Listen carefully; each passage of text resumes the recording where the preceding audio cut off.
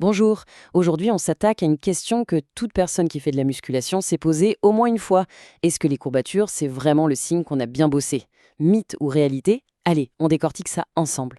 Vous savez, cette fameuse idée qui traîne dans toutes les salles de sport, plus on a mal le lendemain, plus la séance aurait été efficace. On entend souvent dire que si on n'a pas de courbature, c'est qu'on ne s'est pas assez donné. Mais est-ce que cette croyance, elle tient vraiment la route face à la science? Eh bien, on ne va pas faire durer le suspense plus longtemps. La réponse est non, c'est un mythe. Et un mythe tenace, en plus.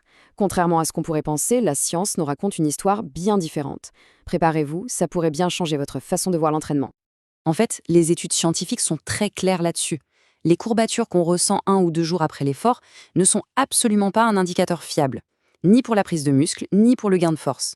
Le lien de cause à effet qu'on imagine, eh bien, il n'existe pas vraiment. D'accord.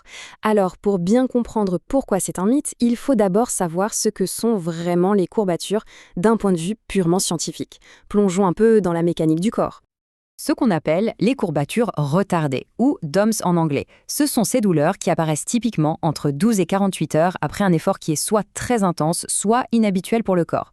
Ça se manifeste par de la douleur, une certaine raideur, une petite perte de force temporaire et une amplitude de mouvement un peu réduite. Bon, mais alors que se passe-t-il concrètement? C'est un processus en 3 étapes. D'abord, l'effort intense crée des micro-dommages, une sorte de désorganisation passagère des fibres musculaires.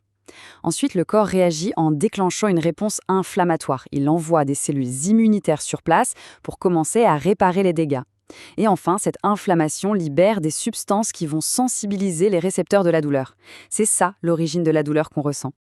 Et là, attention, c'est vraiment le point clé à retenir. Les courbatures sont un effet secondaire du processus de réparation. Ce ne sont pas elles qui créent l'adaptation et la croissance du muscle. La douleur, c'est juste le symptôme du chantier de reconstruction. Ce n'est pas le chantier lui-même. Passons maintenant au cœur du problème, ce fameux lien supposé entre la douleur et la croissance musculaire. C'est ici que le mythe s'effondre pour de bon. Ce qui est super intéressant, c'est que le principal facteur qui déclenche les courbatures, c'est la nouveauté. Un nouvel exercice, une amplitude de mouvement différente, un changement de programme. Tout ça, ça augmente énormément les chances d'avoir des courbatures. Et ça illustre parfaitement cette idée. Les courbatures ne sont pas le signal d'une séance réussie, mais plutôt le signal d'un manque d'adaptation du muscle à un stress particulier. En gros, le corps est juste en train de dire « Oula, ça, je ne connaissais pas ». Les données scientifiques sont formelles. Il n'y a aucune corrélation fiable entre l'intensité de la douleur et la prise de muscle. En fait, on peut très bien construire du muscle avec très peu de dommages. Et à l'inverse, des courbatures carabinées ne garantissent absolument pas une meilleure progression. Ça peut même être contre-productif en retardant la récupération et en sabotant les entraînements suivants. Alors, si ce ne sont pas les dommages qui comptent, qu'est-ce qui fait grossir les muscles? Eh bien, le vrai moteur de la croissance, ça reste la tension mécanique qu'on applique de façon répétée sur le muscle, avec un volume de travail que le corps est capable de récupérer. C'est le principe de surcharge progressive, pas le principe de douleur maximale.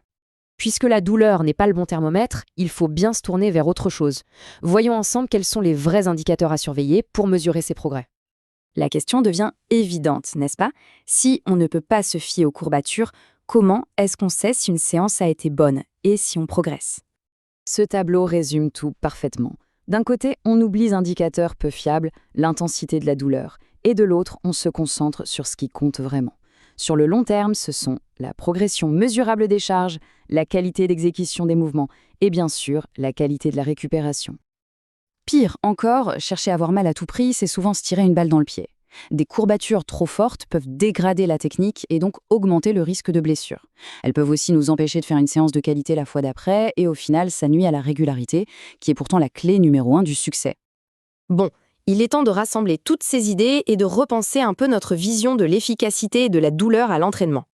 S'il y avait une seule phrase à retenir, ce serait celle-ci. Les courbatures ne sont ni nécessaires pour progresser, ni suffisantes pour garantir qu'on progresse, et certainement pas fiables pour juger une séance. C'est un vrai changement de perspective. Et voilà la bonne nouvelle dans tout ça, un programme d'entraînement qui est bien conçu peut, et même souvent doit, permettre de progresser énormément avec très peu de douleur. Une progression silencieuse, c'est souvent le signe d'un entraînement intelligent et bien géré. Au final, l'objectif, ce n'est pas de courir après la douleur, mais plutôt de viser un progrès qu'on peut mesurer et qui est durable. Comprendre ça, ça change tout dans la façon d'aborder ces séances. La question à se poser maintenant, c'est donc quel sera le nouvel indicateur à suivre pour mesurer sa propre réussite?